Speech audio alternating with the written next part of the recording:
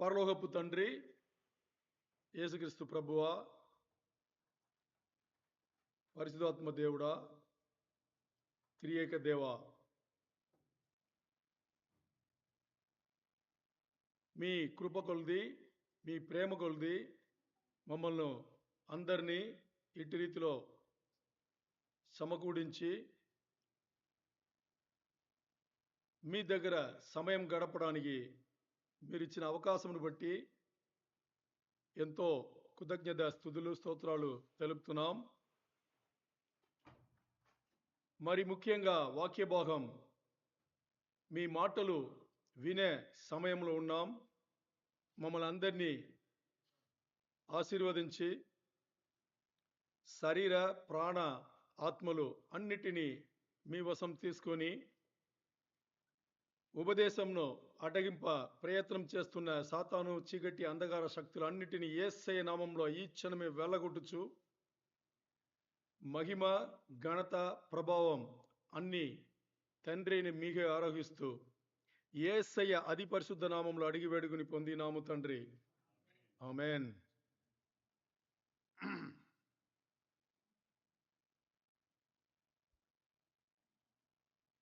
యేసు ప్రభువారు చిన్న దేవుడా పెద్ద దేవుడా?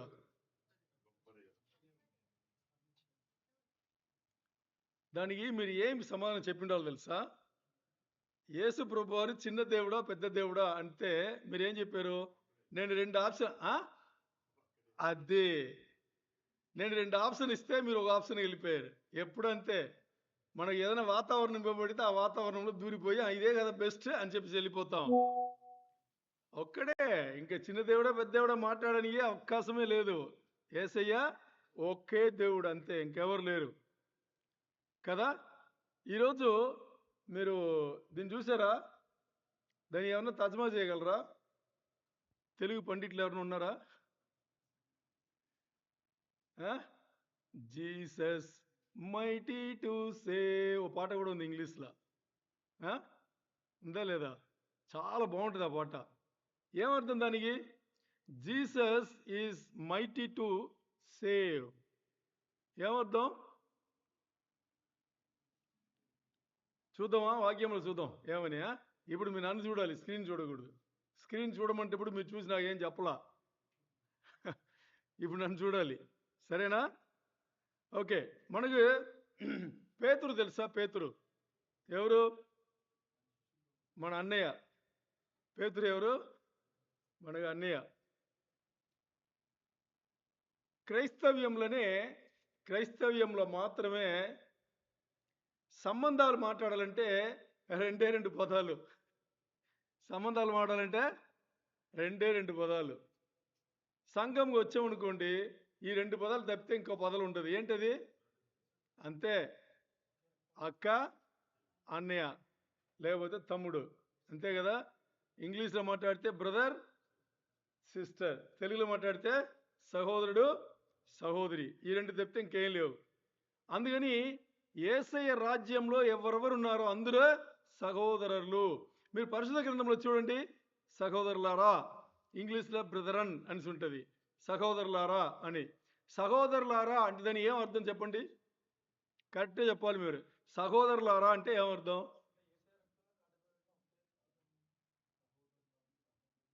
అది అర్థం. సహోదరులారా అంటే ఇద్దరు ఉన్నారు అని అర్థం. ఏది? లేడీస్ వచ్చేసి ఎక్కడ చూడు మొహాలనే మాట్లాడారు, ఆడవాళ్ళ గురించి అస్సలు మాట్లాడలేదు, అనుకోకూడదు.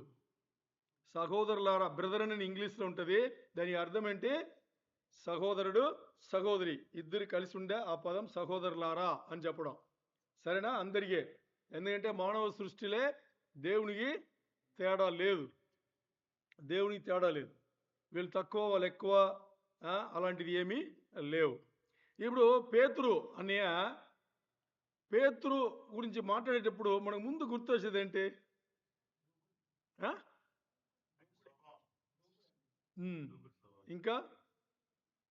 ఇంకేం గుర్తొస్తుంది?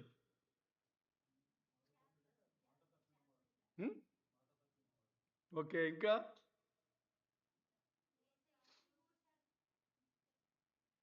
చెప్పండి, ఎక్కడ చెప్పండి. ఓకే. ఇంకా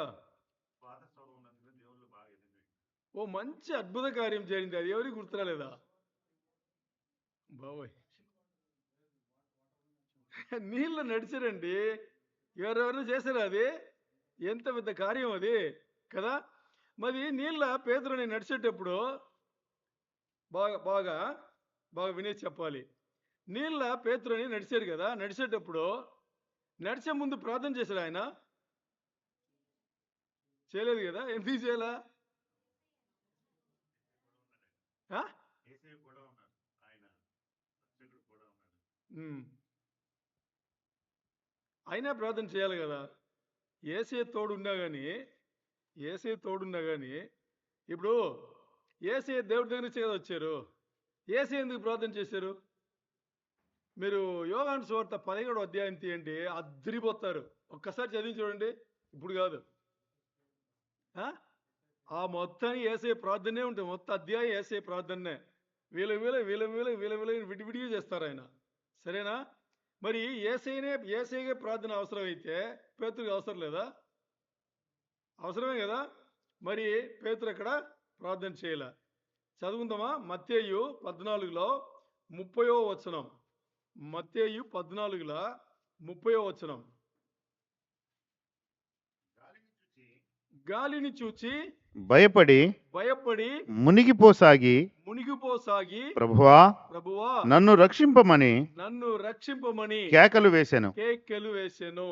ఓకే, ఇప్పుడు మునిగిపోసాగి అని ఉంది కదా, అక్కడి నుంచి చదవండి ఒకసారి. మునిగిపోసాగి ప్రభువా నన్ను రక్షింపమని కేకలు వేసాను. ఆమేన్. సరే, ఇప్పుడు మన వాక్య భాగం ఇంతే. మునిగిపోసాగి ప్రభువా నన్ను రక్షించుము అని కేకలు వేసాను. ఇది మన వాక్య భాగం. దీని గురించి ఈరోజు దేవుడు మనకి ఏం తెలియపరుస్తారు అని మనం చూస్తే, ఇక్కడ చూడండి, మునిగిపోయే సమయమే మనకు ప్రార్థన సమయంగా ఉంది. ఈరోజు వాక్య భాగం బాగా అర్థం చేసుకోవాలి. సరేనా? మాటలు ఇలాగే ఉంటుంది. ఎలా ఉంటుంది? మునిగిపోయే, అంటే మన జీవితాల్లో మనం మునిగిపోయే సమయమే మనకు ప్రార్థన సమయంగా ఉంటుంది. ఎంతమందికి అర్థమైంది? హలో, అర్థమైతే చేయెత్తాలి, లేకపోతే మరి అడగాలి. అర్థమైందా? మునిగిపోతున్న జీవితంలో మనం మునిగిపోతున్న సమయములే ఏ సమయంగా ఉంటుంది? మనకి ప్రార్థన సమయంలో ఉంటుంది. అంటే పచ్చిగా మాడాలంటే దేవుడు మనకు ఎప్పుడు గుర్తొస్తాడు? ఆపదలో ఉండేటప్పుడు. అంటే ఆపదలో ఉండేటప్పుడు మాత్రమే దేవుడా? చెప్పాలి. ఆపదలో ఉండేప్పుడు మాత్రమే దేవుడా? మరి మనకి సంతోషం ఇచ్చింది ఎవరు అంటే అప్పుడు కూడా ఆయన ఉన్నాడు కదా. మరి ఎందుకు మనం తలుచుకోం దేవుని గురించి? ఇక్కడ పేతురు అనే పరిస్థితి అలాగే అయింది. ఏమైంది? పేతురు అనే పరిస్థితి ఆ అధ్యాయంలో మీరు చదివి చూడండి. 5 వచనాల ముందు 10 వచనాల ముందు మీరు చదివి చూస్తే ఏమవుతుంది? ముందు రోజు యేసయ్యను ఈ శిష్యులు అందరూ కూడా ఒక చోట్ల ఉంటారు. తర్వాత యేసయ్య ఏం చేస్తారు? ఒక పడవలో వచ్చి వీళ్ళందరూ వెళ్తారు. యేసయ్య వచ్చి ప్రార్థన చేయడానికి వెళ్ళిపోయి అక్కడ ప్రార్థన చేసి అలా ఉండిపోతే ఉదయం 3 గంటలు, తెల్లవారుజామున 3 గంటలు ఏమవుతుంది? వీళ్ళు ఇంకా నీళ్ళనే ఉన్నారు కదా, పడవ పట్టి నీళ్ళనే ఉన్నారు. నీళ్ళు ఉంటే నీళ్ళు ఎలాగుంది? మామూలుగా లేదు. అక్కడ గాలికి భయంకరంగా ఉంది అక్కడ కదా. ఈ సంగతి మీకు తెలుసు, ఈ స్టోరీ మీకు తెలుసు. ఇప్పుడు అలా ఉండేటప్పుడు యేసయ్య ఏం చేస్తారు? యేసయ్య తెలుసు కదా, ఇప్పుడు వెళ్ళి అద్భుత కార్యం వాళ్ళకి చూపించాలి. అర్థమైందా? బైబిల్ గ్రంథంలో జరిగిందన్నీ దేవుని అద్భుత కార్యములు మానవులకు చూపించడానికే. అది అర్థం చేసుకోవాలి. అర్థమైందా? ఇప్పుడు యేసయ్య వస్తున్నారు. ఎలా వస్తున్నారు ఆయన? యేసయ్య మధ్యలో ఉంటే పడవ అక్కడ మధ్యలో ఉంటే యేసయ్య వాళ్ళ దగ్గర వస్తున్నారు. ఆయన ఎలా వస్తున్నారు? నీళ్ళపైన నడుచుకుని వస్తున్నారు ఆయన. అదేనా? నీళ్ళపైన నడుచుకు వస్తున్నారు. మరి ఇప్పుడు వీళ్ళు అసలే కష్టంలో ఉన్నారు. ఏ కష్టంలో ఉన్నారు? తుఫాన్ లాంటి ఒక వాతావరణం ఉన్నారు. పడవలా ఇటు అట్టు అలా తిరుగుతున్నారు. భయపడిపోయి ఉన్నారు. ఏమైపోతాం అని చెప్పేసి భయపడి ఉన్నారు. మరి ఒక్కరినా దేవుణ్ణి తలుచుకున్నారా? ఒక్కరు కూడా దేవుణ్ణి తెలుసుకోవాలి అక్కడ. అర్థమైందా? సరే, ఇప్పుడు యేసయ్య నడిచి వస్తున్నారు. నడిచి రాగానే వీళ్ళు ఏమనుకున్నారు? యేసయ్యన దెయ్యం అనుకున్నారు కదా. చూడండి, అక్కడ వాళ్ళకి యేసయ్య గురించి తెలుసు. దాని ముందు ఎన్నో అద్భుతాలు చూసిన వాళ్ళు కదా. చూసిన వాళ్ళు అంత ఆపదలో ఉండేటప్పుడు యేసయ్య గుర్తురాలా. అర్థమైందా మీకు? మనకు గుర్తొస్తున్నాడా యేసయ్య? మన ఆపదలో ఉండేటప్పుడు యేసయ్య గుర్తొస్తాడా? రాడు, రాడు. ఎలా ఉంటే గుర్తొస్తాడంటే, ఆయన తప్ప ఇంకా వేరెవ్వరి వల్ల ఏమి జరగదనే పరిస్థితుల్లో మాత్రమే ఆయన గుర్తొస్తాడు మనకి. అది కూడా మన దేవుని బిడ్డలు కాబట్టి. అక్కడ శిష్యులు ఎలా ఉన్నారంటే, అక్కడ శిష్యులు ఎలా ఉన్నారంటే యేసయ్యతోనే ఉన్నారు. యేసయ్య చేసే అద్భుత కార్యములన్నీ తెలుసు. యేసయ్య బోధ యేసయ్య నోటి నుంచే వింటున్నారు. ఏది? వాక్యం నుంచే వింటున్నారు. అర్థమైందా? అయినా వాళ్ళకి లోక విషయంలో మునిగిపోయి ఏం చేస్తున్నారు? గుర్తించలా. మరి అంత కష్టం ఉన్నారు, ఒక్కడి కూడా ఈయన దేవుడు అని గుర్తించి ఏం చేయాలా? ఇంకా నమ్మకం రాలా. అలా ఉంటే ఇప్పుడు ఎవరు వస్తున్నారు వాళ్ళ దగ్గర? యేసయ్యనే వస్తున్నారు. ఎందుకు యేసయ్య రావాలి ఆ 3 గంటలకు తెల్లవారుజామున? ఆలోచన చేయండి. అంటే బాగా అర్థం చేసుకోవాలి. ఇది సృష్టికర్త పని. ఏది? సృష్టికర్త పని. సరే, ఇప్పుడు దీనే లోకపరంగా ఉదాహరణగా తీసుకుంటే, తల్లిదండ్రులు ఉన్నారు, ఎదిగిన పిల్లలు ఉన్నారు, ఎక్కడో చదువుతున్నారు, లేకపోతే ఎక్కడో తక్కువ జీతంలో ఉద్యోగం చేస్తున్నారు. ఇప్పుడు వాళ్ళ పిల్లలు ఆపదలు ఉన్నారు. పిల్లలు చెప్పలా, తల్లిదండ్రులకు తెలిసింది. తల్లిదండ్రులు ఎక్కడుంటారు ఇప్పుడు?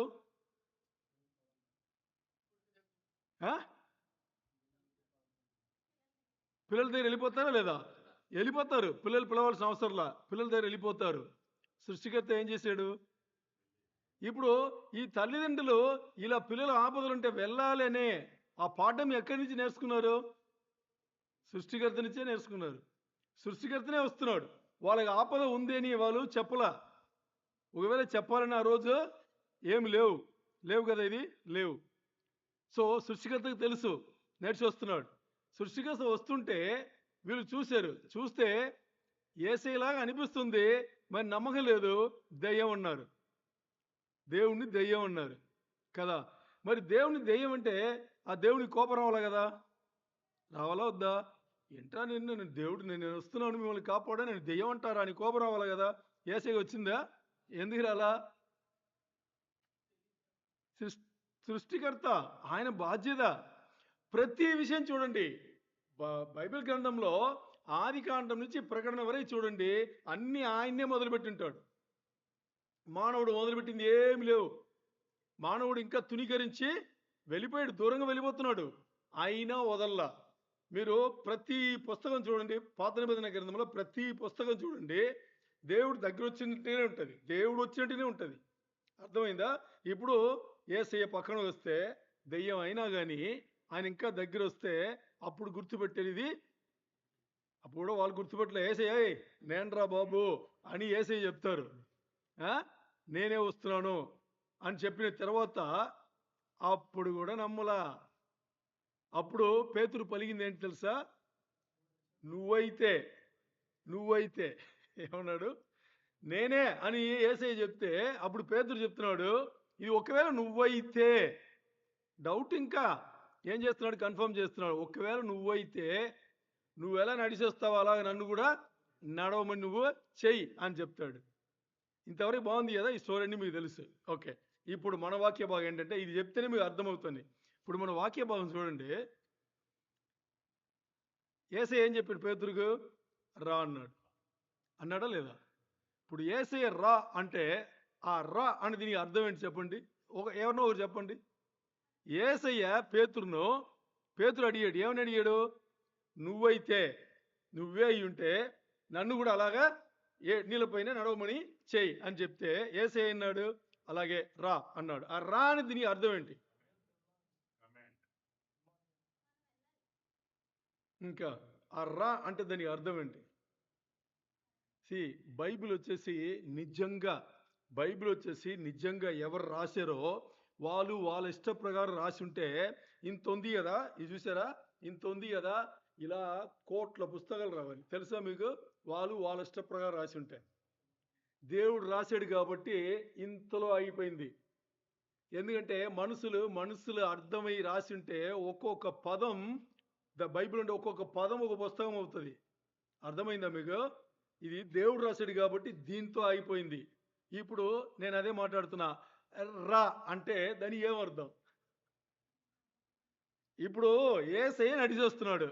కొంచెం ఆలోచన చేయండి. యేసయ్య నడిచొస్తున్నాడు. ఎందుకంటే ఇది మీకు అర్థమైతే రేపటి నుంచి బైబిల్ చదివేటప్పుడు బాగా, అంటే ఎలా చదవాలో అది చదువుతారు. చెప్తా. ఇప్పుడు రా అన్నాడు యేసయ్య. రా అని ఎవరితో పలిగాడు? పేతుడితో పలిగాడు. రా అంటే దాని ఏమర్థం తెలుసా? గాలి ఆగు అంటే ఆగిపో. నీలో స్టాండ్ స్టిల్ అంటే నిలబడక్కడే. లేకపోతే పేతురు ఎలా నడుస్తాడు? అర్థమైందా? ఆ రా అంటే యేసయ్య రా అనే దీనికి ఈ పంచేంద్రియములు ఉన్నాయా? అన్నీ ఆగిపోవాలి. లేకపోతే నీళ్ళు ఎలా రాయిలాగా అవుతుంది? ఇప్పుడు పేతురు నడవాలంటే పేతురుకు నీళ్ళు ఎలా ఉండాలి? బండరాయి అయిపోవాలి. యేసయ్య ఏం చెప్పాడు? నీలో బండరాయి అని చెప్పాడా? లేదు. యేసయ్య ఏం చెప్పాడు? రా అన్నాడు. ఈ రా అన్న దానికి నీళ్ళగా అర్థమైంది. ఏది? కదులుతున్న నీళ్ళగా అర్థమైంది. అలాగ ఎగురుతున్న గాలికి అర్థమైంది. ఆ ఓడ ఇలా అవుతుందా? దానికి అర్థమైంది. ఇంకా ఏమైంది చుట్టి? అన్నిటికీ అర్థమైంది. అన్నిటికీ అర్థమైంది. పేతురు కూడా కాస్త అర్థమైంది. ఇవన్నిటికీ బాగా అర్థమైంది.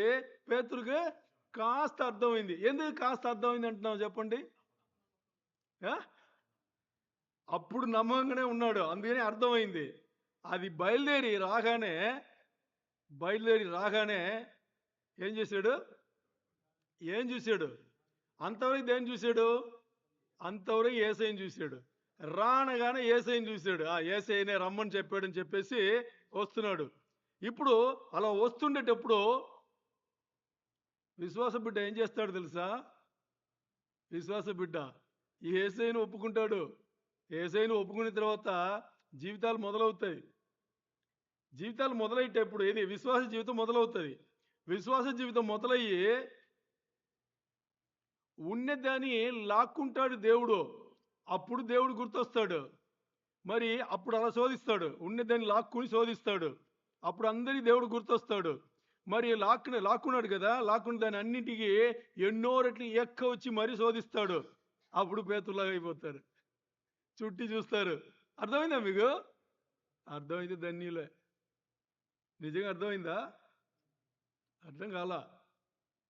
నేను ఇంకోసారి చెప్తా, అక్కడ అర్థం కాల. విశ్వాస బిడ్డలు ఏం చేస్తారు? విశ్వాస జీవితం మొదలుపెట్టి ఏం చేస్తారు? అలాగా సాగుతుంటారు. దాంట్లో ఎగుడు దిగుడులు వస్తుంది కదా. అంటే తెలుగు చెప్పండి బాబు, ఏమంటారు దీన్ని తెలుగులో? కరెక్టేనా? హెచ్చు దగ్గులు వస్తుంది కదా. ఇప్పుడు దగ్గులు వచ్చింది అనుకోండి, అంటే ఏమి లేదు మనకి. దేవుడు లాగుతాడు. ఎందుకు? దేవుడు పరీక్షిస్తాడు. వీడు విశ్వాస బిడ్డ అంటున్నాడు కదా, వీడి విశ్వాసం ఎంత ఉందని చూడని కోసం చేస్తాడు. అది దేవుడు చూడడానికి చేస్తాడని అంతా అనుకుంటారు. దేవుడు చూడడానికి చేయరు, నీకు తెలియపరచడానికి చేస్తాడు. మీకు అర్థమవుతుందా? దేవుడు పరిశోధిస్తాడు. చాలా మంది తప్పుడు అనుకుంటాడు. దేవుడు పరిశోధిస్తున్నాడు. ఎందుకు దేవుడు పరిశోధించాలి? ఆయనకు తెలియదా అంటారు. ఆయనకు తెలుసు. ఏం తెలుసు? ఉన్నదాన్ని లాక్కుంటే నువ్వేమవుతావని ఆయనకు తెలుసు. నీకు తెలుసా? తెలియదు.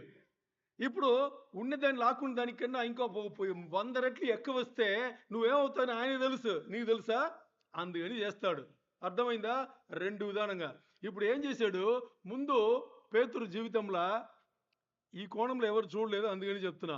పేతురు జీవితంలో లాక్కున్నాడు అన్నీ. ఏం లాక్కున్నాడు చెప్పండి? ఇప్పుడు చావాల్సిందే. లాక్కున్నట్టే కదా. ఓడలో వెళ్తున్నారు. ఇప్పుడు ప్రమాదం జరగబోతుంది. ఎవరో వచ్చి కాపాడాలి కదా. అంటే అన్ని లాక్కున్నట్టే కదా. లాక్కున్నప్పుడు దేవుడు గుర్తొచ్చాడు అక్కడ. అది వాళ్ళ విశ్వాస జీవితం. అర్థమైందా మీకు? ఓకే. ఇప్పుడు అన్ని ఇస్తున్నాడు. ఏమి ఇస్తున్నాడు? మొత్తానికి సృష్టిలో ఏమేమో చేశాడో అన్నిటినీ స్టాండ్స్టిల్ చేశాడు. ఆగిపోన్నాడు. అంటే రా అనే దీంట్లో ఆగిపోన్నాడు. ఆగిపో అంటే ఏమైంది? అన్నీ ఆగిపోయింది. సృష్టి మాట వినింది. మనిషి మాట విన్నాడా? దేవుడి మాట మనిషి విన్నాడా? అక్కడ సృష్టి వినింది. అన్ని విని సైలెంట్గా ఉంటే దేవుని మాట మానవుడు వినలా. మరి రా అనేటప్పుడు అల్ప విశ్వాసం పెట్టుకుని బయలుదేరా. యేసయ్య ఉన్నాడు, కాపాడుతాడని చెప్పేసి వచ్చాడు. వచ్చి విశ్వాస బిడ్డకు దేవుడు ఇచ్చి పరిశోధించేటప్పుడు అన్ని ఇస్తాడు. ఇల్లు కావాలా ఇస్తాడు, వాహనం కావాలా ఇస్తాడు, నగలు, బ్యాంక్ బ్యాలెన్స్, ఇంకా ఏమేమి కావాలో అన్ని ఇస్తాడు. ఇచ్చి శోధించేటప్పుడు ఎలా ఉండాలి? ఇక్కడ చూడండి, ఇప్పుడు అన్ని ఇచ్చాడు. ఏంది? సృష్టి మొత్తానికి ఎవరి కాళ్ళ కింద పెట్టాడు దేవుడు? పేతురు కాళ్ళ కింద పెట్టాడు. ఇప్పుడు మామూలుగా నిలబడాలంటే సృష్టి పైన సృష్టిని మొత్తానికి స్టాండ్స్ చేసి నిలబడబెడితే పేతురు ఏం చేశాడు? ఇలాగే విశ్వాస జీవితంలో ఇచ్చేటప్పుడు ఏం చేస్తారంటే చుట్టి చూస్తారు. నీకు ఇచ్చినా నువ్వు చూడాల్సింది యేసయ్యనే, నేను ఉన్నదని అన్ని తీసేసినా నువ్వు చూడాల్సింది అది. ఇక్కడ మునిగిపోయేటప్పుడే, ఇక్కడ అంశం ఏంటంటే మునిగిపోయేటప్పుడే ఏం చేస్తున్నాం? దేవుణ్ణి చూస్తున్నాం. బాగుండేటప్పుడు చూడట్లా. చాలా చాలా ఇంపార్టెంట్. మరి పేతురు ఇక్కడ చేసిన మంచి పని ఏం తెలుసా? చెప్పండి. ఆలస్యం అయినా కానీ మరీ ఎక్కువ ఆలస్యం చేయకుండా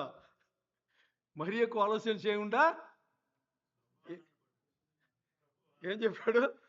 ప్రభువా నన్ను కాపాడు. అక్కడ కాపాడు అని చెప్పలా. ఏం చెప్పారు? అక్కడ మీరు చదివారు కదా, ఏం చెప్పారు? రక్షించు అన్నాడు. అక్కడ కాపాడు అని చెప్పలా. ఎందుకంటే తెలుగులో రక్షించు అనే పదం వాడబడింది. దాని ఇంగ్లీష్లో వాడబడిన పదం సేవ్. ఏంటి? సేవ్. సేవ్ అనగానే మనకి ఇంగ్లీష్ చదివే వాళ్ళు ఏమంటామంటే కాపాడడం, భద్రత అని మనం అనుకుంటాం. ఈ పదానికి గ్రీక పదం అది కాదు. ఈ పదానికి గ్రీక పదం రక్షణ. గ్రీక పదం ఏంటి? రక్షణ అనే అర్థంలో గ్రీక పదం రాయబడింది. సో అంటారు. అర్థమైందా? రక్షణ అని. ఓకే, ఇప్పుడు ఈ పదం వద్దాం. రక్షణ. రక్షణ అంటే ఏంటి చెప్పాలి. రక్షణ ఇంగ్లీష్లో సాల్వేషన్ అంటున్నాం కదా. ఏంటి? ఏం అర్థమైంది మన జీవితంలో?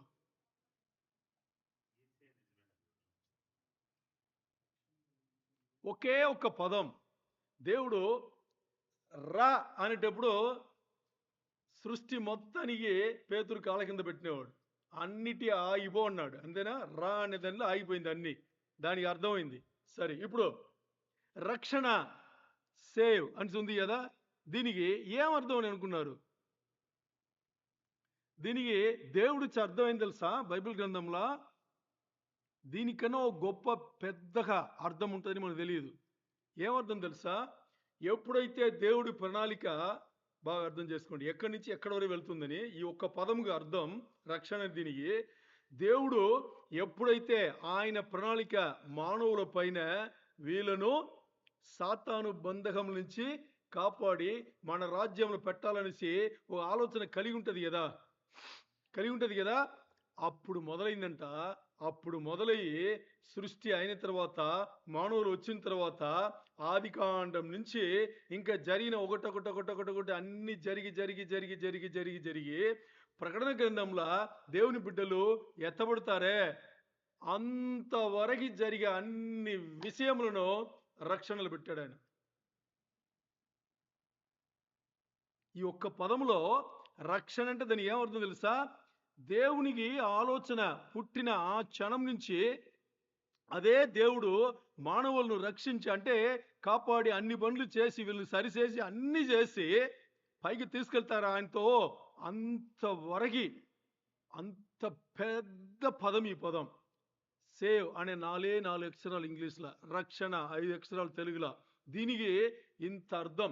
ఈ మధ్యలో జరిగేది అన్ని కూడా అంటే ఆదాము అవ్వ ద్వారా ఒక పుట్టుకతో వచ్చిన పాపంతో మనం ఎదిగేటప్పుడు మనం చేసిన ఈ పాపముల నుంచి మనకి రావాల్సిన శిక్షను యేసయ్య తన పైన వేసుకుని మనని కాపాడి, ఇప్పుడు ఈ కాపాడే దీంట్లో మనలాగా ఉంచకుండా ఇంకా మెట్టుగా ఆయన మార్చి జీవితాలను తీసుకొచ్చి చివరిలో ఓకే, వీళ్ళు నాలాంటి జీవితం, నన్ను పోలిన జీవితం వీళ్ళు జీవించారు, వీళ్ళ అరుగులు, వీళ్ళు నేను తీసుకెళ్ళిపోవచ్చు పరలోకముగా అని చెప్పేసి తీసుకెళ్ళిపోతాడే.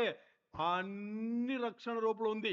దీని మధ్యలో మనకి ఒంట్లకు బాగాలేదా, స్వస్థత రక్షణలో ఉంది. ఇంకా మీకు ఇచ్చి పరిశోధిస్తున్నాడా, ఆ ఇచ్చేదన్నీ రక్షణలో ఉంది. తీసి పరిశోధిస్తున్నాడా, రక్షణలో ఉంది. ఏమేమి ఉందో ఈ మొత్తం మానవ జీవితముకి రక్షణ అనే ఒక్క పదమును పెట్టి మనను టోటల్గా మార్చి ఆయన తీసుకెళ్లేది అన్నిటి కూడా రక్షణ అనే ఒక్క పదంలో వాడాడు. ఇక్కడ పేతురు ఆలస్యం అయినా కానీ, బాగా అర్థం చేసుకోండి, పేతురు ఆలస్యం అయినా కానీ పేతురు అడిగింది ఏం తెలుసా? రక్షణ అడిగాడు. నీళ్ళ నుంచి నేను మునిగిపోతున్నాను, కాపాడని అడగల, రక్షించు ప్రభు అన్నాడు. మీకు అర్థమవుతుంది కదా? చూడండి, పేతురు అక్కడ ఏం అనుకోలేదంటే, నేను ఇప్పుడు నీళ్ళలో మునిగిపోబోతున్నాను, నన్ను ఈ నీళ్ళ నుంచి కాపాడిస్తే చాలు అని అనుకోలా. అలా అనుకుంటే వేరే పదం వాడాలి. అర్థమైందా మీకు? వేరే పదం వాడాలి. ఆయన ఏ పదం వాడారు ఇక్కడ? నన్ను రక్షించు అన్నాడు. నన్ను కాపాడుని అడగలా, నన్ను రక్షించు అన్నాడు. ఇక్కడ మన జీవితాలన్నీ ఎలా ఉంది ఆలోచన చేయండి. మన దేవుడి దగ్గర వస్తే మనం ఏం చేస్తున్నాం? సింపుల్గా మనకి ఈ లోకంలో బతకడానికి ఏమి కావాలో ఆ దృష్టి మాత్రమే మనకు ఉంది. అర్థమైందా మీకు? ఆ దృష్టి మాత్రమే పెట్టుకుని దేవుణ్ణి మనం సంప్రదిస్తున్నాం. మరి పేతురు అంత సీరియస్ అయిన సమయంలో కూడా ఆయన ఏమడిగాడు? ప్రభువా నన్ను రక్షించు అన్నాడు. సరే, ఒకటి. రెండవది బాగా చూస్తే, ఇప్పుడు పేతురు అక్కడ ఏం చేయలేదు అని చూస్తే, ఇప్పుడు నేను మొదలుపెట్టే ముందు ప్రార్థన చేశా. ఈ వాక్యం మొదలుపెట్టే ముందు ప్రార్థన చేశా. ఇలా మనం ఏదైనా చేస్తే ప్రార్థన చేస్తాం. ప్రార్థనలో మనం ఏం పాటిస్తాం?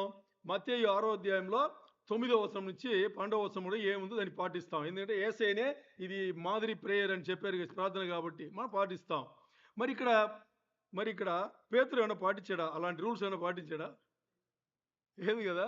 ఏమన్నాడు? ప్రభువా రక్షించు, అయిపోయింది. ప్రభువా నన్ను రక్షించుని క్యాల్కులేషన్, అంతే. మరి యేసయ్య వచ్చాడా రాలేదా? రక్షించాడా లేదా? వచ్చాడు. మరి అదే యేసయ్యనే కదా మత్తయి 6వ అధ్యాయంలో 9వ వచనం నుంచి 12వ వచనంలో మీరు ప్రార్థన చేస్తే ఇలా చేయండి అని చెప్పారు. మరి ఇక్కడ ఇలా ప్రార్థన చేసినా ఎందుకు యేసయ్య వచ్చి రక్షణ అంటే కాపాడాడు లేకపోతే రక్షించాడు? చెప్పగలరా?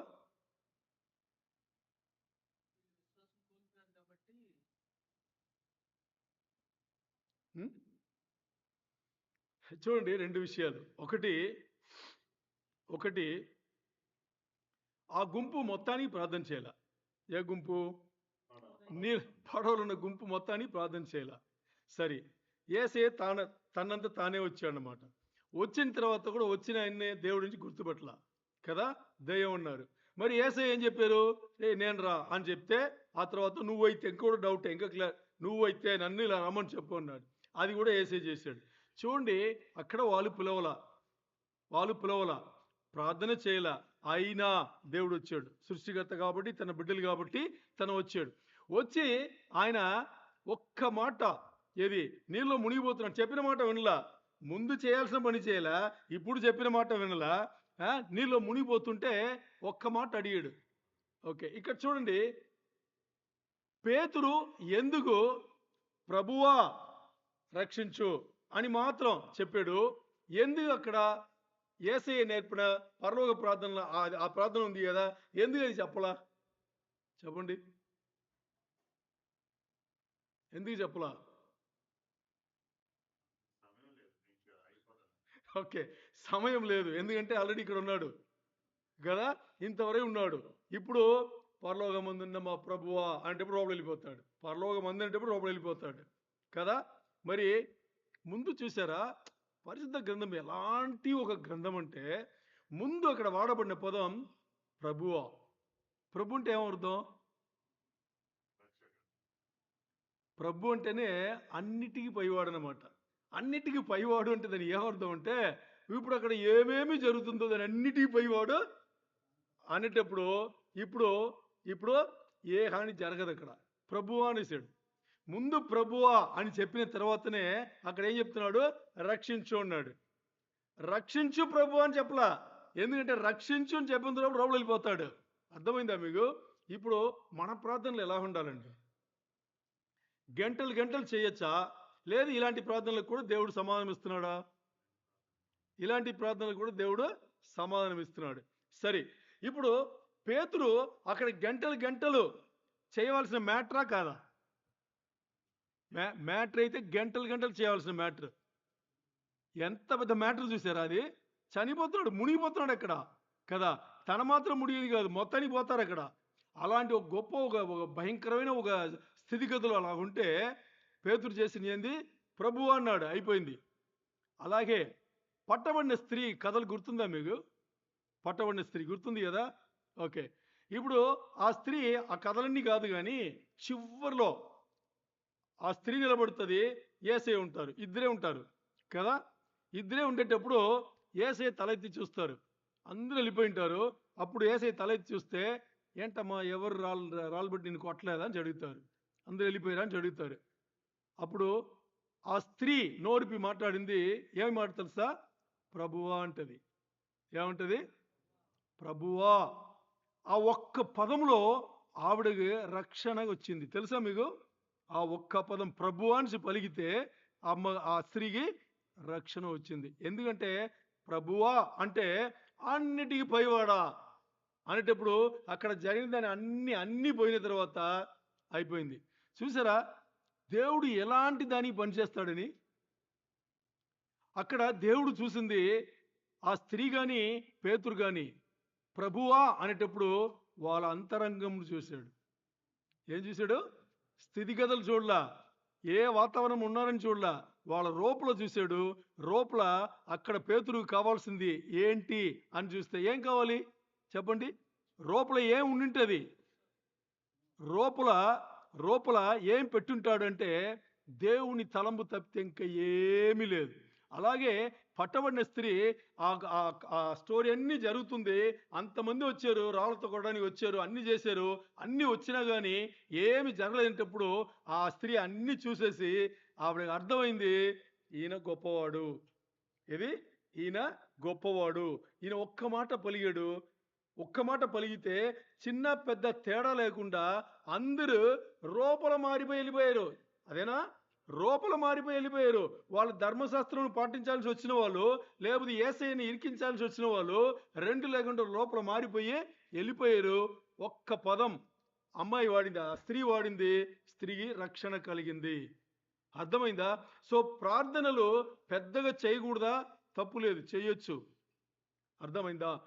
అయితే చిన్న ప్రార్థనలు అంటే మీ ఉద్దేశం లోపల చాలా పెద్దది ఉండొచ్చు. మీ ఉద్దేశం లోపల చాలా చాలా పెద్దది ఉండొచ్చు. మరి మీరు కూర్చుని ఏం చెప్పాలో ఒక్క ముక్కలు చెప్పినా మనకి పనిచేసే దేవుడుగా ఇక్కడ ఉన్నారు. ఈ ప్రార్థన చేసేటప్పుడు ఏం ఉండకూడదు అంటే గర్వం ఉండకూడదు. ఏం ఉండకూడదు? గర్వం ఉండకూడదు. ఇప్పుడు గర్వం అనగానే రెండు విధానంగా వస్తాయి, తెలుసా మీకు? మామూలుగా గర్వం ఎప్పుడు వస్తాయి చెప్పండి?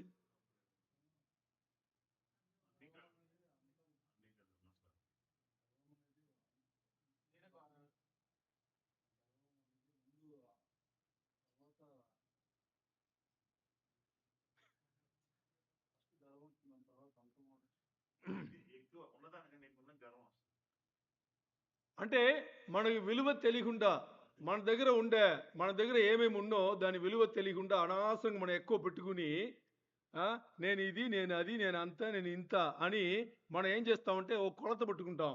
ఈ లోకంలో కొలత పెట్టుకుని వాళ్ళకన్నా కాస్త కొంచెం ఎక్కువ పెట్టుకుంటే అప్పుడు ఆటోమేటిక్గా ఏమవుతుంది? గర్వం వస్తుంటుంది కదా. సరే, ఇది ఇప్పుడు మనం ఏసై బిడ్డల గురించే మాట్లాడుతున్నాం, క్రైస్తవుల గురించే మాట్లాడుతున్నాం, బయట ఎవరి గురించి కాదు. ఇప్పుడు ఏసై బిడ్డలని రెండు రకాల్లో ఉంటారు. ఒకటి కొంచెం ఉండేవాళ్ళు ఉంటారు, ఇంకా లేని వాళ్ళు ఉంటారు కదా. ఈ రెండు గుంపులకు గర్వం వస్తుంది చెప్పనా. ఉండే వాళ్ళకి ఉండేదాన్ని చూసుకుని గర్వపడతారు. లేని వాళ్ళు ఎలా గర్వపడతారు తెలుసా? కాదు, నాకు అన్ని దేవుడు ఉన్నాడు అని చెప్పేసి మిగతా వాళ్ళని దేని అస్సలు పట్టించుకోరు.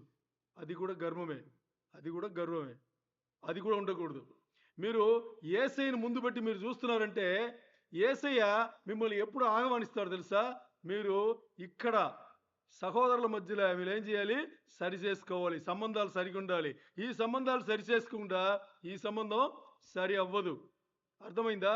అందుకని ఒక్క ముక్క ఇప్పుడు హెజకియా ఐజాయా వెళ్ళి చెప్పిన తర్వాత హెజకియా అటువైపు తిరిగి అనుకున్నాడంట. సమానం వచ్చిందా లేదా? దేవుడు ఇప్పుడు ఏం చూశాడు?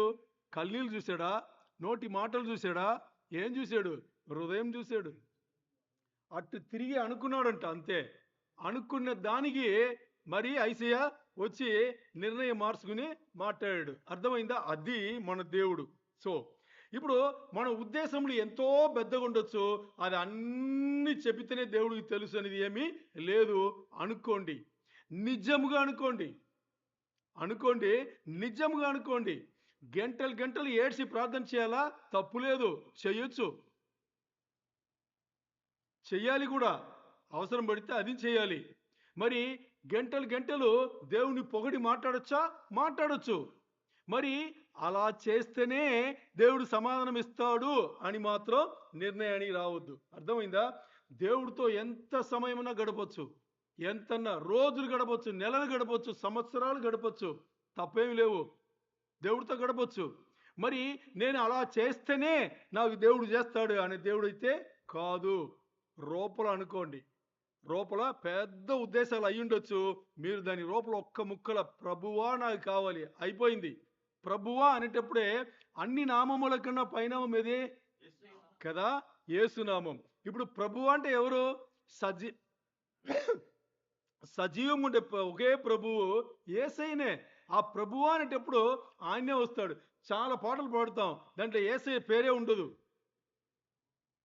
ప్రభు అని ఉంటుంది, యజమానుడు ఉంటుంది, ఆ ఒక్క ఆయనకే. ఎందుకంటే పాటలు పాడి మీరు ఆరాధిస్తేనే, బాగా అర్థం చేసుకోండి, పాటలు పాడి మీరు ఆరాధిస్తే వినగలిగే దేవుడు ఒక్కడే. అది ఈ లోకంలో ఎవరు చేసినా అది వినగలిగే దేవుడు ఒక్కడే. అన్యులు చేసినా వినేది ఎవరికి? యేసయ్యకే వినిపిస్తుంది. యేసయ్య తీసుకుంటున్నాడా లేదని తర్వాత, మరి వినిపించేది ఎవరికి?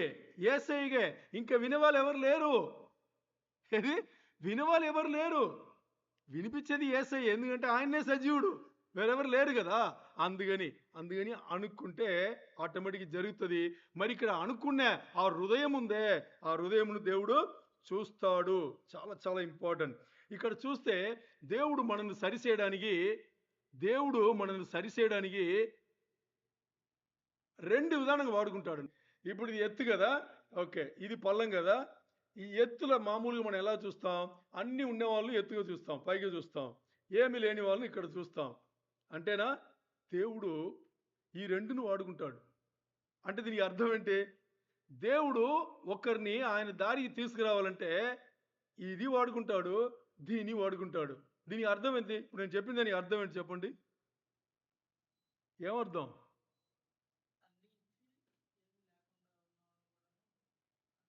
ఇది ఒక అర్థం.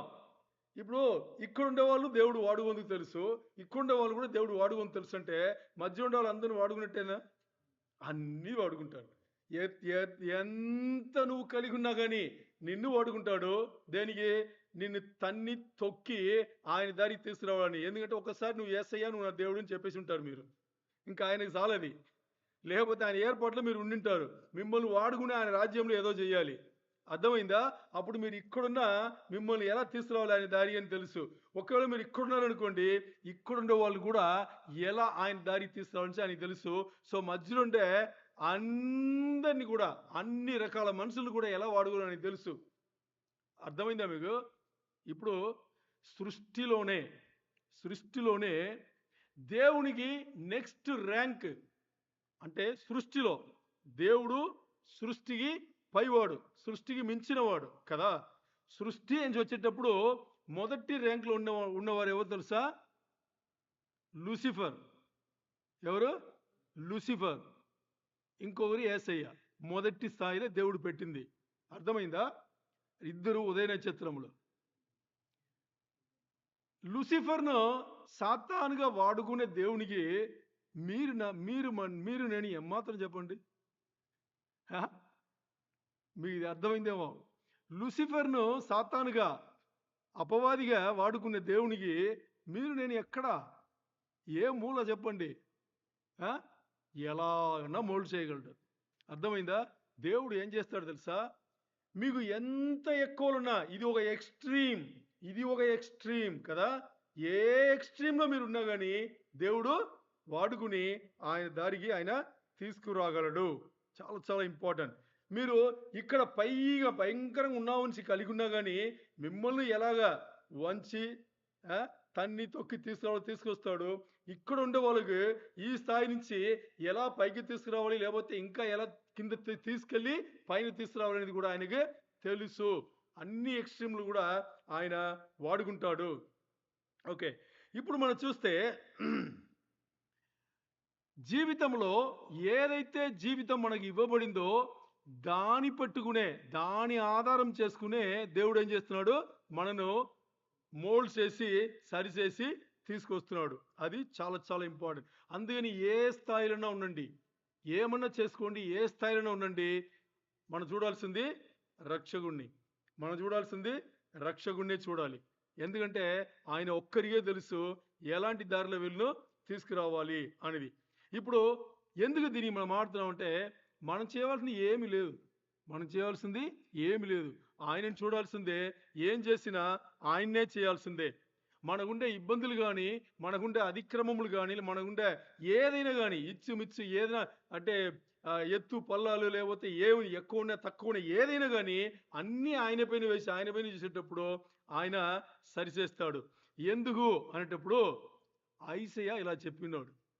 ఎందుకు ఇవన్నీ ఇంతసేపు మాట్లాడామంటే ఐసయ్య ఈ విషయం చెప్పాడు. ఏం చెప్పాడు తెలుసా? 63 ఐసయ్య 63లో మొదటి వచనం చదవండి. ఐసయ్య 63 మొదటి వచనం.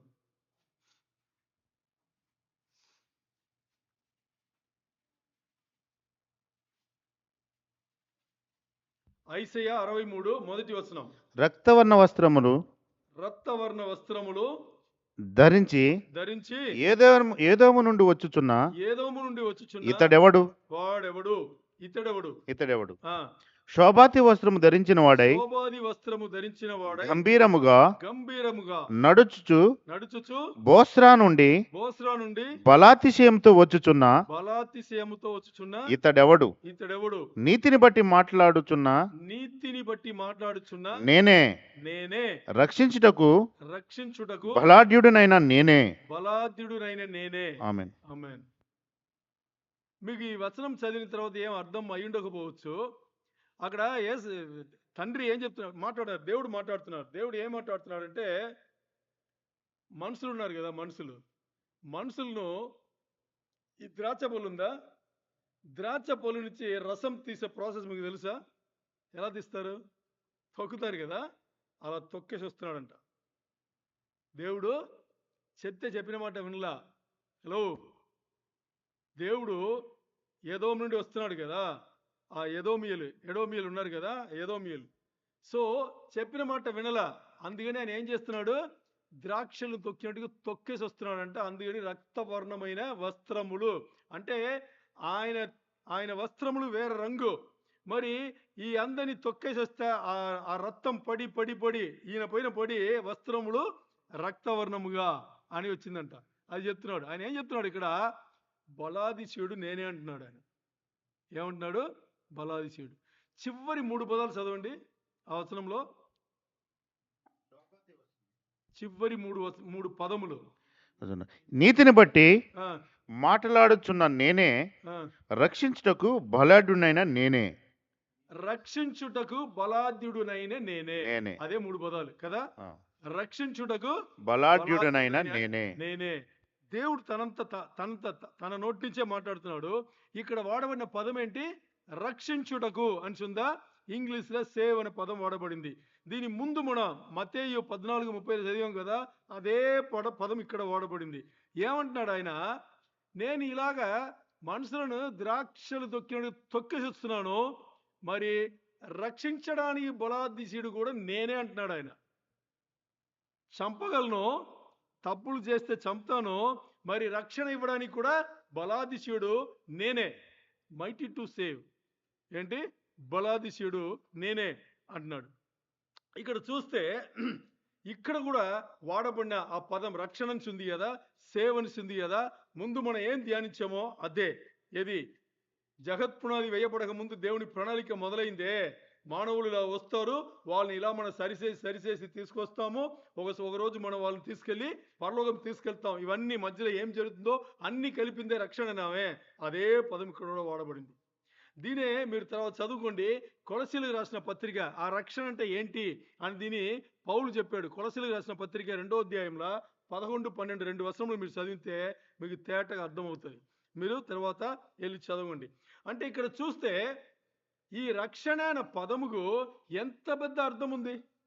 యేసయ్య పేతురును రా అనిదిలే ఎంత పెద్ద అర్థం ఉంది. అలాగే ఈరోజు ఇక్కడ మనం మాట్లాడేది కూడా దేవుడు ఎంత బలాధీశుడు అంటే రక్షణ ఇవ్వడానికి ఎంత బలాధీశుడు అనేది మనం చూస్తే ఎలా ఉందని చూస్తే, ఇప్పుడు చూడండి, దేవుడు వచ్చేసి రక్షణ ఇవ్వగలడు అని ఉంది కదా. ఇప్పుడు మనం మాట్లాడే దేవుడు యేసయ్య నేను నిన్ను ఒప్పుకుంటాను. ఏది, యేసయ్య నేను నిన్ను ఒప్పుకుంటాను, నువ్వే నా దేవుడు, నువ్వే రక్షకుడు అని మారు మనసు పొందారు కదా, వాళ్ళకి మాత్రం రక్షణ ఇస్తారని మీరు అనుకున్నారా? చెప్పాలి. ఇప్పుడు నార్మల్గా మనం రక్షించబడ్డాము అంటే దానికి ఏమర్థం? అన్యులుగా ఉన్నారు, మారు మనసు పొందారు. మారు మనసు అంటే ఏంటి? లోకమును దూరం చేసి యేసయ్యా నువ్వు చేసిన సిలువ కార్యంలో విశ్వాసం పెడుతున్నాను, నువ్వు నా కోసం చనిపోయావు, నా స్థానంలో, నా జీవితంలో నా స్థానంలో నువ్వు మరణించావు, నేను దానిపైన విశ్వాసం పెడుతున్నాను, నన్ను కాపాడు అని అడిగే వాళ్ళకి మాత్రం రక్షిస్తారని అనుకున్నారా మీరు? అలాంటి మారు మనసు లేని వాళ్ళకు కూడా బాగా అర్థం చేసుకోండి. అలాంటి మారు మనసు లేని వాళ్ళను కూడా ఏం చేస్తాడు? రక్షించడానికి బలాధీశుడు, మైటీ గాడ్, మామూలు దేవుడు కాదు. అలాంటి మనసే లేని వాళ్ళు కూడా లోకం నుంచి దూరపరిచి ఇటొచ్చి తీసుకొచ్చి అలాంటి మనసును మార్చి, తానే మనసును మార్చి రక్షణ ఇవ్వగలిగిన దేవుడు, మామూలు దేవుడు కాదు. మోకాళ్ళను, కాలు చేతులు ఎర్రకొట్టి మోకరించబట్టి ఆయన ఏం చేస్తాడు? రక్షిస్తాడు. అలాంటి దేవుడు అనుకుంటున్నారు, బయట అనుకుంటున్నారు చాలా మంది. ఈరోజు మన లోపల వచ్చాము కాబట్టి తప్పించుకున్నాం. ఏది, మన ఇష్టం లేదో యేసయ్య అని ఒప్పుకుని ఈరోజు యేసయ్య రాజ్యంలో వచ్చి మనం తప్పించుకున్నాం. మరి ఇక్కడ ఇంకా ఉండే వాళ్ళకి అంతా ఉంది. ఆయన ప్రణాళికలో ఉంటే నువ్వు మారు మనసు పొందలేదన్నా, నువ్వు మారు మనసు పొందితే అంటే పొందడానికి ఏమి చేస్తే పొందుతావో అన్ని పనులు చేస్తాడు. దానికి నీ కాలు చేతులు ఎరక్కొట్టి మూల కూర్చోబెట్టుకుని రక్షణ ఇవ్వాలా, ఇస్తాడు, అన్ని చేస్తాడు. దానికి కూడా యేసయ్య బలాధీశుడు. అందుకని ఇది మామూలు కాదు రక్షణ అనేది. ఆయన ఇచ్చిన ఆ చిన్న ఒక విషయం ఉంది, చిన్నగా మాట్లాడుతున్నామే, అది మామూలుగా చిన్నది కాదు. మీరు ఇంగ్లీష్లో విన్నారా? కాన్సన్ట్రేటెడ్ అని ఓ పదం ఉంది. దాని అర్థం ఏంటంటే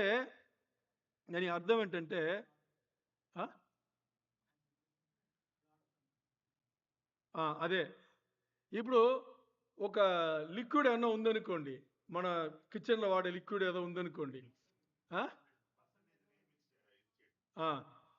ఇంత తీసుకుని దాని ఎక్కువ నీళ్ళలో మిక్స్ చేస్తే అది కూడా పనిచేస్తుంటుంది కదా. ఆ ఇంత తీసుకోవడమే కాన్సన్ట్రేటెడ్ అంటాడు. ఇప్పుడు యేసయ్య పేతురును చూసి రా అని అన్నాడు కదా, అది కాన్సన్ట్రేటెడ్. అది రాని పేతురుతో చెప్తే మిగతాన్ని అయిపోయింది కదా, అది కాన్సన్ట్రేటెడ్. అలాగే ఇక్కడ రక్షణ అనేది కాన్సన్ట్రేటెడ్.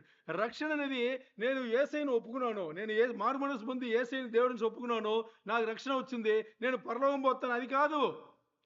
నువ్వు పుట్టినదానిచ్చి నీ పాపముల నుంచి దీని నుంచి ఎలా నువ్వు మారాలి, ఎలా మారితే ఏమేమి నీ జీవితంలో అనుమతిస్తే నువ్వు మారుతావు, నీ జీవితంలో ఏమేమి ఇవ్వాలి, ఏమేమి తీయాలి, నీ జీవితంలో ఎవరెవరిని నీ తోడు పెట్టాలి, ఎవరెవరిని చంపాలి, ఎవరెవరిని ఉంచాలి, ఇవన్నీ నువ్వు దేని మారుతావు అనే కార్యక్రమంలో అన్నీ ఉన్నాయే, ఇవన్నీ పెట్టితే ఆ తర్వాత యేసయ్యను మనసు పూర్తిగా యేసయ్యా నువ్వే నా దేవుడు అంటావే, ఇవన్నీ రక్షణలో ఉంది.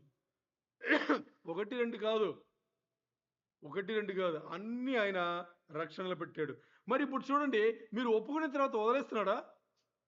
మీరు నేను ఒప్పుకున్నాం అనుకోండి, వదిలేస్తాడు ఆయన? అప్పుడే మొదలవుతుంది. అంతవరకు ఒక ఎత్తు ఏది, ఆయనను నువ్వే దేవుడు నుంచి ఒప్పించడం, మన దగ్గర ఒప్పించడం ఒక ఎత్తు. మరి ఒప్పుకున్న తర్వాత ఇంకా ఉంది. యోబుకు జరిగిందా? యోబు ఒప్పుకున్నాడు. ఒప్పుకున్న ముందు బాగున్నాడు, ఒప్పుకున్నాడు, బాగానే ఉన్నాడు. మరి ఆ తర్వాత ఏమైంది? ఒక్క చిన్న మలినం ఉండింది, ఒక్క చిన్న మలినం. దాన్ని కూడా సరిచేసే తీసుకోవాలని ఏమయ్యాడు యోబు? ఏమయ్యాడు? బట్టలు లేకుండా పోయింది. బట్టలు మాత్రం లేకుండా కాదు, అలా వదల్లా, పుండ్లు, అన్ని పుండ్లు అయిందా? మరి ఆ మలినం కూడా తీయాలని, అది కూడా. యోబు బాగా ఉండేటప్పుడు రక్షణ రూపంలో ఉన్నాడు. మరి ఏమీ లేనిటప్పుడు రక్షణలే, అది కూడా రక్షణ జీవితమే. మరి అన్ని 2 రెట్లు 3 రెట్లు వచ్చేటప్పుడు అన్ని కలిపితే అది రక్షణ జీవితం. అర్థమైందా?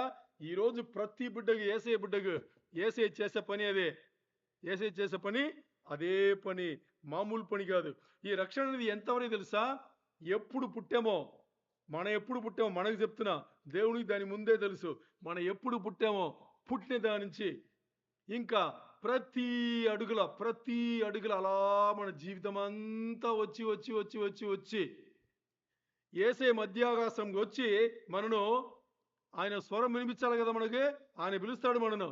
పిలిచేటప్పుడు ఆయన స్వరం వినిపించి, ఎక్కడో బతికుంటే అలాగే శరీరంతో వెళ్ళిపోతాము, లేదు ముందే మరణించి ఎక్కడో పాతి పట్టబడిన ఆ మట్టి శరీరం లేచి మహిమ శరీరంకి వచ్చి ఆయన పట్టుకొచ్చిన మన ప్రాణాత్మలు ఉన్నాయి, దాంతో కలిసే వరకి అన్ని రక్షణనే. అంతవరకు ఆయననే లీడ్ చేస్తాడు. అంతవరకు నడిపించేది ఎవరు? ఆయననే. ఎందుకు మనకి విల? రక్షణ మన కోసమే కదా. అది ఎందుకు మన బాధ్యత పట్ల? చెప్పండి, ఎవరన్నా ఒకరు చెప్పండి చూద్దాం. ఇప్పుడు ఎందుకు సృష్టికర్త ఇంత తలనొప్పి తీసుకోవాలి? వాడి పెట్టేసి, నువ్వు రావాలంటే, పరదేశం రావాలంటే నీకు పని ఇదే అని చెప్పి ఇచ్చేసి ఉంటే ఎవడికి కావాలో వచ్చి ఉంటాడు కదా. ఎందుకు? ఇప్పుడు యేసయ్య మరణించే ముందు మనం ఏం చేయలేము. యేసయ్య సిలువ మరణం పొంద ముందు మనం ఏం చేయలేము ఆ బాధ్యత ఇస్తే. ఇప్పుడు ఆయన సిలువ మరణం పొందేశాడు. పొందిన తర్వాత ఇప్పుడు రక్షణ అందరూ ఇచ్చాడు ఆయన. ఇప్పుడు అందరి వచ్చిన తర్వాత ఇప్పుడు నీ జీవితం ఇలా ఉంటే నువ్వు నన్ను పరదేశంకు చేరుకోగలవు అని చెప్పేసి వదిలేసి ఉండొచ్చు కదా. చూడండి, మధ్యాకాశంకి వచ్చి తీసుకెళ్ళిన పర్యంతం బాధ్యతల్ని ఆయన్నే పెట్టుకున్నాడు. ఎందుకు?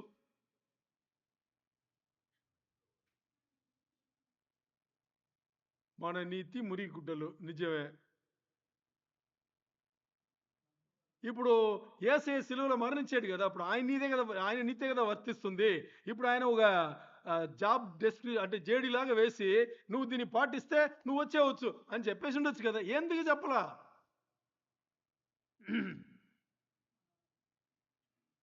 ఎందుకు చెప్పలేదంటే, అంటే మీ ముఖాలు చూస్తే చెప్పేవాళ్ళ లేదు అందుకే.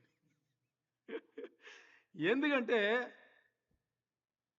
ఏం చెయ్యొద్దు, ఇది ఏదైనా వనం, ఈ లోకం నీది, నేను సృష్టి చేశాను, పేర్లు కూడా పట్ల, నీకు ఏ పేరు నచ్చిందో ఆ పేరు నువ్వు పెట్టుకో, పిలుచుకో అని ఆదామును సృష్టి చేసి, ఇప్పుడు ఒక్కడే ఉన్నాడు, ఇది మంచిది కాదు, ఓ మాట తోడుగన్నా ఏదైనా బాగుంటుంది సపోర్టుగా అని చెప్పేసి అవ్వనిచ్చి, అన్ని మీరే వేయాలండి అక్కడ చెప్పింది, దీన్ని చూసుకోండి. దేన్ని చూసుకోమన్నాడు ఆయన? మీరు బతకడానికి కావాల్సిన అన్ని నేను సృష్టి చేశాను, ఇది మీరు చూసుకుని మీరు బతకండి అంతేనా అన్నాడు దేవుడు.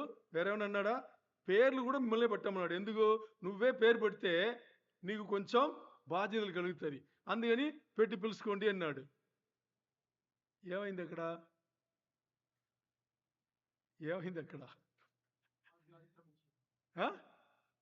అది అందుకని మన పైన బాధ్యతల పట్ల.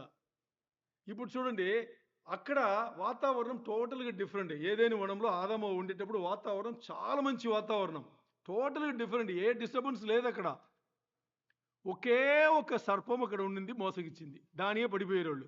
ఈరోజు మనం మోసం పోవాలంటే ఎన్ని ఎన్నున్నాయి. అందుకని దేవుడు ఏం చేశాడు, బాధ్యతలు మన పైన పెట్టకుండా అన్నీ నేను చూసుకుంటాను, నువ్వు నేను ఒక గ్రంథం ఇచ్చాను, అది నా వాక్యమే, నేనే అక్కడ ఉన్నాను, నన్ను చదువు, అర్థం చేసుకుని నువ్వు పైకి వచ్చే చాలు అని చెప్పేసి మిగతాని నేను చూసుకుంటాను అని చెప్పేసి. మరి ఇక్కడ చూస్తే ఒక్కసారి యేసయ్య పైన విశ్వాసం పెట్టి మారుమనసు పొందే విశ్వాసం పెట్టిన తర్వాత వదిలే దేవుడు కాదు, నువ్వు ఎలాగన్నా చేసుకొని. దాని మంచి ఉదాహరణ యేసయ్య పేతురును చూసి, నేను నీకోసం ప్రార్థన చేసి తెలుసా అన్నాడు. ఎందుకు? సాతాను వచ్చి దేవుడి దగ్గర అడిగాడు, నేను జల్లించడానికి నన్ను అప్పుడు పర్మిషన్ అడిగితే నీకోసం నేను నువ్వు ప్రార్థన చేసుకుని చెప్పలేదు కదా, నీకోసం నేను ప్రార్థన చేశాను అన్నాడు. ఇప్పుడు యేసయ్య ప్రార్థన చేస్తే తండ్రి వింటాడా వినడా? సమాధానం వస్తుందా రాదా? ఇప్పుడు సాతాను ఏమైనా చేయగలడా? అది దేవుడు, అది యేసయ్య అంటే.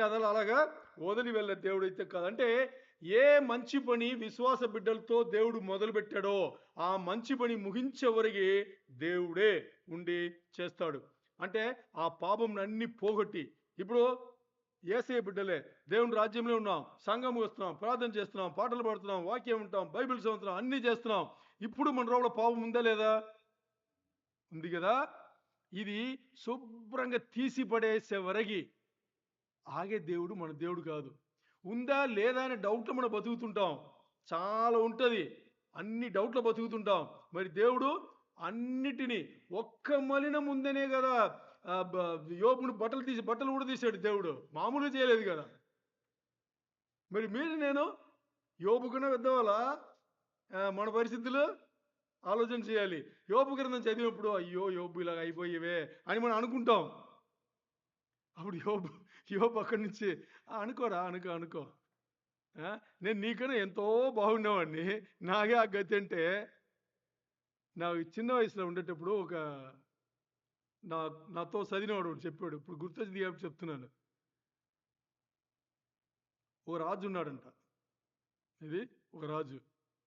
ఆ ఊర్లో ఉండే ప్రజలందరూ, అంటే ఆ దేశంలో ఉండే ప్రజలందరూ ఆజ్ఞ ఏంటంటే, రాజుకు రోజు పండు తినాలి. ఏం తినాలి? రోజు పండు తినాలి. అది రోజు ఒక ఫ్యామిలీ నుంచి రావాలి, ఆ ఫ్యామిలీ రావాలి, తినిపించాలి. అంటే రాజు నోట్లో పెట్టాలి ఆ పండు. కథలాగా చూడండి. సరే, అలా వస్తుంది, వాళ్ళు పెడుతున్నారు. ఓకే, రూల్ ఏంటంటే, ఏ పండు అయితే ఒక కుటుంబం తీసుకొస్తుందో ఆ పండు రాజు నోట్లో పెట్టేటప్పుడు రాజుకి నచ్చితే రాజు తినేస్తాడు, రాజుకి నచ్చలేదంటే అదే పండు, ఆ పండు కాదు, ఇంకో పండు వాళ్ళు తీసుకొచ్చింటారు కదా, అది వాళ్ళ నోట్లో పెట్టి నువ్వు తినరా అంటాడు రాజు. అలాంటి రాజు మీకు అర్థమైందా ఇప్పుడు? అలాంటి రాజు అంటే వాడు ఇష్టం అయితే రాజు తినేస్తాడు, ఇష్టం లేకపోతే ఇంకో పండు తీసి నువ్వు తినరా, ఈ పండు నేను తినాలా, అర్థమైందా, నువ్వు తిను అని చెప్పేసి కుక్కి తినిపించి పంపిస్తాడు. సరే అని చెప్పేసి ఇప్పుడు అలాగా వెళ్తుంటే ఒకరోజు మామిడి పండు కొంచెం సైజు పెద్దదైంది, ఒక కుటుంబం తీసుకొస్తే రాజు వచ్చేసి వాళ్ళు తీసుకొచ్చిన సైజుని అలాగే తిని అలవట్టు. అర్థమైందా? ఈ సైజు కొంచెం పెద్దది ఉండింది. అప్పుడు మంచి తీయగా అన్ని చెక్ చేశారు, అంటే ఆ పండుని చెక్ చేసేది కానీ ఆ గుంపులో ఉండే పండుని చెక్ చేస్తే బాగుండింది. తీసుకొచ్చి శుభ్రంగా బాగా కలర్ కూడా బాగా బంగారు కలర్లో ఉంది, తీసుకొచ్చి అలా నోట్లో పెట్టమన్నాడు. పెట్టి తింటే ఆయన దేనికి నచ్చలేదో మనకు తెలియదు. మరి పెద్దది కదా సైజులా, దాన్ని ఇంకో పండు తీసుకుని ఎవరైతే బెటరో వాళ్ళ నోట్లే పెట్టి వెనక్కి పంపించారు. వెనక్కి పంపిస్తే ఇప్పుడు కష్టపడుతున్నాడు, నోట్లో వెళ్ళట్లా, కుక్కుతున్నారు. అక్కడ మనుషులు ఉంటారు కదా, కుక్కుతున్నారు, చాలా కష్టపడి అలా వెళ్తూ, అలా కీలు ఉంటారు కదా, అలా వెళ్తూ చూస్తే వీడు కష్టపడాలి, వీడి నోట్లో వెళ్ళాలా, ఇంకా చాలా ఒకలాగా కష్టంగా ఉంది. మరి నవ్వుతూ వెళ్తున్నాడు, కష్టపడేవాడు కష్టంగా వెళ్ళాలి కదా, బాగా నవ్వుతూ వెళ్తున్నాడు. కొద్ది దూరం వెళ్ళిన తర్వాత ఒకరు అడిగారు, ఏంట్రా అంత కష్టపడుతున్నావు, చాలా పెద్దది ఉంది, కుక్కుతున్నారు మనుషులు ఫోర్స్ చేసి, నీకు నవ్వలాగా రాస్తుంది అని అడిగితే వాడేం చెప్పాడు తెలుసా, నేను పర్లేదు, అక్కడ ఒకడు ఏ పండు పనసపండు ఉందే అది పట్టుకున్నాడు. వాడి గురించి ఆలోచన చేశాను, అందుకని నవ్వు వచ్చింది, నవ్వుతూ వెళ్తున్నాడంట. ఎందుకు చెప్పాము దీన్ని? నేను కథలు చెప్తాను కానీ దేనికోసం చెప్పామని మర్చిపోతాను. యోబు యోబు యోబుని చూసి మనం నవ్వుతాం. ఏమని? నీకు ఇంతెందుకు, ఇన్ని మంచి పనులు నిన్ను ఎవరు చేయమన్నారు, ఇప్పుడు ఎందుకు ఇన్ని బాధలు అని అవుతాం కదా. అప్పుడు యోబు చూస్తే మనను, నా పని పర్లేదురా బాబు, ఏదో అయిపోయింది, నాకు దేవుడు 2 రెట్లు ఇచ్చాడు. మరి నీ సంగతి ఏంటి? నా ఉన్న చిన్న మలినం చాలా చిన్నది, దానికి దేవుడు నన్ను అలా జల్లించాడు. మరి నీ జీవితం నీ చూసుకో అని చెప్పేసి యోబు నవ్వుతారు అనమాట. అర్థమైందా? అది మన జీవితంలో. ఇప్పుడు దేవుడు ఎలాంటి దేవుడు అనేటప్పుడు మొదటి నుంచి చివరి వరకు అన్ని బాధ్యతలు ఆయన్నే తీసుకుని మనం ఏం చేస్తున్నారు? ఆయన పోలికలా మారుస్తున్నారు. అది చాలా చాలా ఇంపార్టెంట్. ఇప్పుడు మనకు ఒక ఉత్సాహించే ఒక పని ఏంటంటే, మనం ఏం చేయాలి అనేటప్పుడు, మనం ఎలాగో వచ్చాం కదా, ఇక్కడ చూడాలి. మనం ఎలాగో వచ్చాం, యేసయ్యని దేవుడు అంటున్నాం, రక్షకుడు అంటున్నాం, ఇలా మన వాక్యములు వింటున్నాం. వినే వాక్యములు ఏదో ఒకటి పనిచేస్తుంది, డెఫినెట్గా మనకు పనిచేస్తుంది. ఎప్పుడో ఒక రోజు మన పైన మన కోపం వస్తుంది. తెలుసా మీకు? మన పైన మన కోపం వస్తుంది తెలుసా?